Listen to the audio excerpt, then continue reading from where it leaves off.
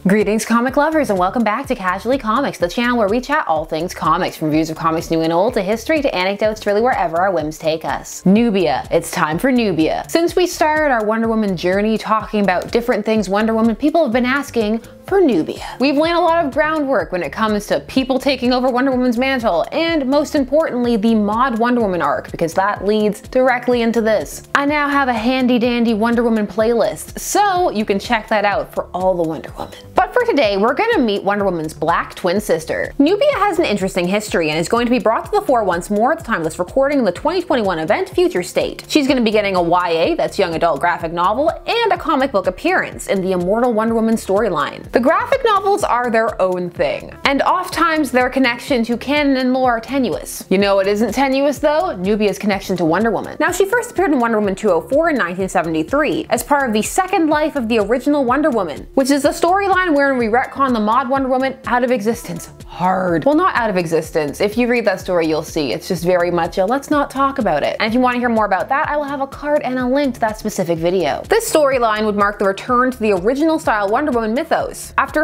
almost 6 years, because Diana became mod Wonder Woman back in issue 178 in 1968, but the comic was not monthly at the time. So even though the arc was only 26 issues, by the time we get to 204, as I stated, it's 1973. It took quite a while. Nubia would be introduced at this point, and so would the mystery around her. We're gonna take a look at her pre-crisis origin. You know you're curious. But before we get started, I'm Sasha, and if you're enjoying this content, you know what to do. Hit that like button, hit that subscribe button. Join us on this comic book journey. The cover is diving into the return of classic style Wonder Woman hard. It also has an introducing Nubia tag, who is wearing quasi-medieval armor, which in no way is going to match her backstory. Unless I reveal there are two Wonder Women, my daughter Diana will die. Wow, look at the woman in the crowd. They're into it. No loyalty for Diana. This issue was written by Robert Kanier with art by Don Heck. And the first 2/3 of it are retconning mod Wonder Woman out of existence by killing her mentor, by removing her memories, then having her mom give her back memories with some memory lapses, and also they just would be missing some things in general anyway. She purposely omits a couple of tapes though, both for Diana and for the audience. It's page 19 when the mysterious challenger appears, instantly after Diana has been remade as Wonder Woman. I challenge this usurper. There is only one Wonder Woman. I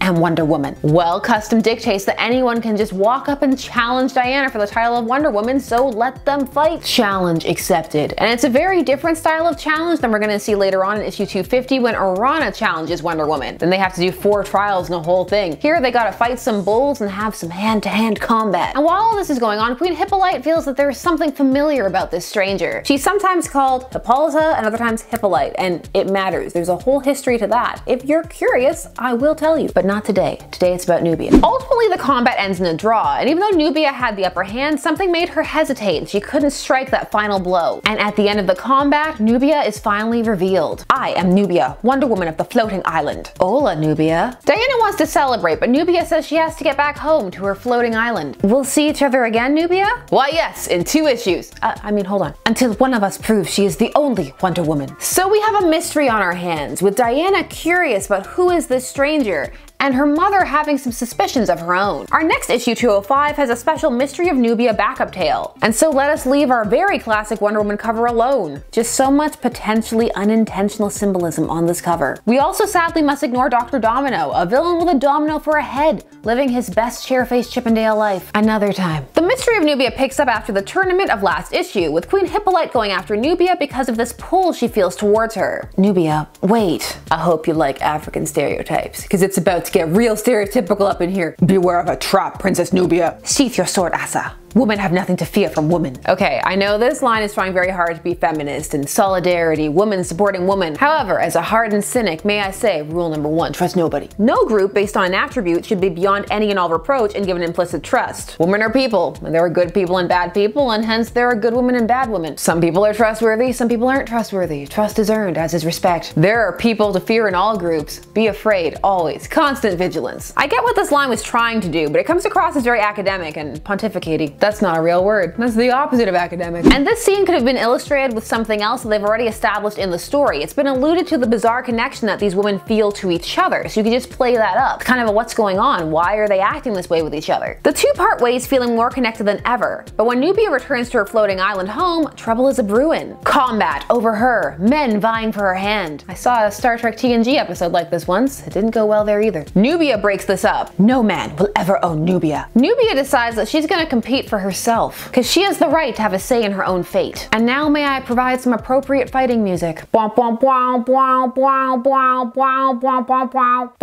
doesn't kill him, however, because a woman doesn't destroy life, she cherishes it. She never forgets that once a life is taken, it can never return. Part of me wonders if this was a dig at Steinem. She was a feminist and abortion activist we talked about in our Mod Wonder Woman video. She told an anecdote there about an unnamed writer calling her to tell her that we put in a black sister for Wonder Woman, will you leave me alone now? So they always made it seem like she had a hand in this storyline, or at least in influencing the way it went, even though many people say that's just apocrypha, that DC was going this way anyway and just used that as an excuse. I'm probably reading too much into that, but it made me think, it gave me pause. Until men turn from war to peace and violence to love, they will always remain in a murderous jungle. Nubia returns to her home to reveal that she is sad and lonely, an orphan who feels adrift on this floating island. We're promised more next issue, and some of it is not gonna entirely line up, but you'll see. Get excited. Issue 206. War of the Wonder Woman. It's a good thing we're about to learn they're twins. It helps account for the fact that they're drawn exactly the same, which was a thing in the 70s. Lots of characters would have the same face, and you could tell them apart by clothes and hair. Also, this cover has a huge spoiler for us on it. Under Mars's brainwashing, Wonder Woman finally meets her sister Nubia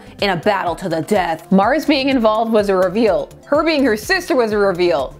Thanks, 1973. Spoilers for a comic from decades ago. I personally don't mind, I love spoilers, but for people who don't like them, they're upset. So Queen Hippolyte goes to review the memory tapes that she kept from Diana in issue 204, and they reveal that when Aphrodite instructed her to craft a child out of clay when she was begging for children, she told her to make two, one light, one dark. So she did, and then Aphrodite showed up and breathed life into both of them. Then she left to go get the other gods so that they could come and bless the children with gifts. However, when she was gone, Mars, god of war, we're really switching between the Greek and Roman names, make up your mind 1973, not Ares, because we're not being consistent on our naming, comes and steals one of the children. Just the closest one to him, it looks like. The other gods show up after Mars has left, and I guess it's totally fine that he kidnapped one because they just bestow their gifts on Diana and leave. Also, even though the same gifts weren't bestowed upon Nubia, she will have the same abilities, cause reasons. Twin telepathy, something. Don't bother thinking about it too much. They're the same, twins. We then cut to Mars, who reveals his master plan. He took this girl, trained her in combat on his floating island. Okay, so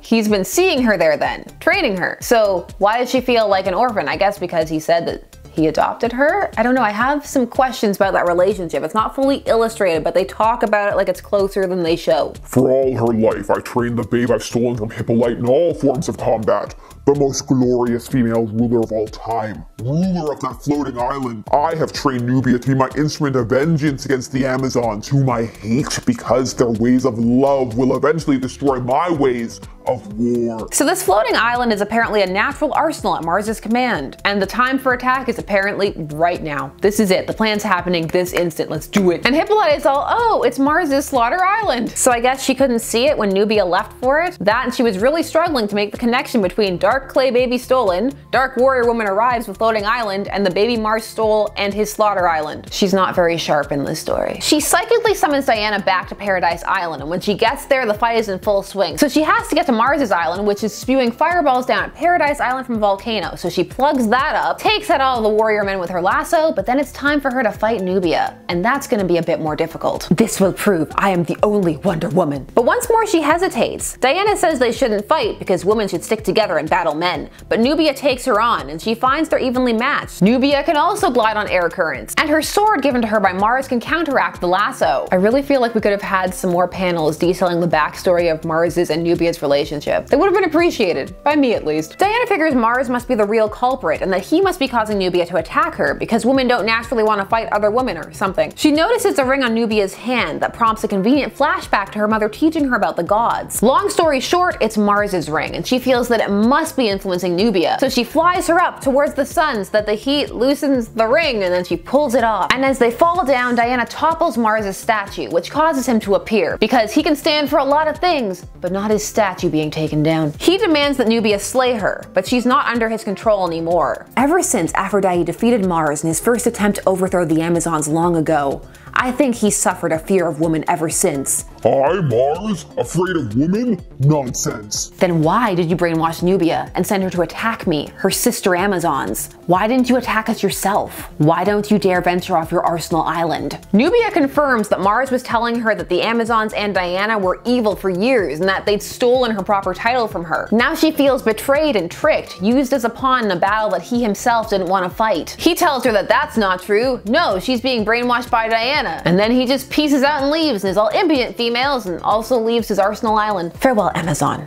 I must lead my warriors into ways of peace. Until we meet again. Nubia, everybody. So that was the introduction of Nubia. Pre-crisis. There was a lot of potential here, and a well-executed retcon in the midst of one that is being implemented like a sledgehammer, that one being the erasure of Mod Wonder Woman. In contrast, Nubia's works well. It slots into Diana's, at that time's, origin, without being too difficult, and it makes sense that it's something that Diana wouldn't remember, even without her mother having to withhold memory tapes. The reasons her mom was keeping it from her are flimsy, and that could definitely have been better implemented. Perhaps it could have been something along the lines that her mother herself had forgotten, like she took the memories away from herself because it was too painful to remember her lost daughter. And she only realized something was wrong when she went to restore Diana's memories and saw these tapes and realized that there was a gap within her own memories as well. And then after seeing this stranger and feeling this mysterious draw and pull towards her, she decided to review them. You know, just trying to fix stories from decades ago, from continuities and timelines that no longer exist. Nubia is presented as a strong, fierce warrior with a sensitive side that she's forced to hide because of the harsh environment she finds herself in. She's interesting, but isn't given room to shine, and the plot around her is clumsily implemented. When she first appears, there's no indication at all that she bears any ill will towards the Amazons or really even Diana. It's just kind of like, I challenge you, but it doesn't come across as overly hostile or aggressive. And that feeling isn't there in the mystery story either, when she has direct experience with Hippolyte, which would be a perfect time to see her softening on her whole, oh, the Amazon stole my birthright from me, which wasn't even introduced until the last story. We could have had a really interesting contrast between her being raised by Mars and Diana by Hippolyte, and nature versus nurture. Are the Amazons truly avatars of love naturally or by design? It would have been more compelling to explore that, in my opinion, than the very tacked on, oh, she's been brainwashed. It would also have made Nubia even more complex if she had some positive feelings for Mars for having raised her and taught her to survive. There are a lot of attempts at feminist storytelling in this arc. Your mileage will vary. The rationales given for some of the characters' actions do tend to fall back on assumptions surrounding what are quote-unquote natural female traits, to the detriment of the plot sometimes, in my opinion. Nubia vanishes for quite some time after this, and in general is used sparsely, and has a completely different origin after Crisis in 1985. It felt like they weren't sure what to do with her, especially in this era where the timing was working against her. Not just the social climate, as there was actually a push for change and a demand for representation in characters, particularly with presenting more black characters, but I mean in Wonder Woman's own narrative, meaning Diana had just become classic Wonder Woman again after a long hiatus, so there wasn't going to be a new Wonder Woman anytime soon. And they also weren't likely to keep her around and divide attention between the two, and we saw how that worked when they tried it with Artemis in the 90s anyway. So the solution was kind of to give Nubia this quick one and done arc that didn't erase her and kept her around, but they didn't need to bring her up if they didn't want to. Nubia had and has tons of potential, a strong origin that, while yes retcon, can stand and gives room for a completely different backstory and attitude to Diana. She comes across well in these stories, but just not fully realized. I really appreciated that she had a warrior side and a softer side. She was already more well-rounded than a lot of new characters and felt unique outside of just her skin color. That was part of her character from the inception, but not all there was to it. When it comes to Western depictions of black women, they can tend to be a bit flat, meaning they're often a bit monolithic depending upon what time period you're in. So this was refreshing and stands out from a modern perspective at least. Personally, I think you could do some compelling narratives with Nubia. And every time she shows up, I wonder, is this the time?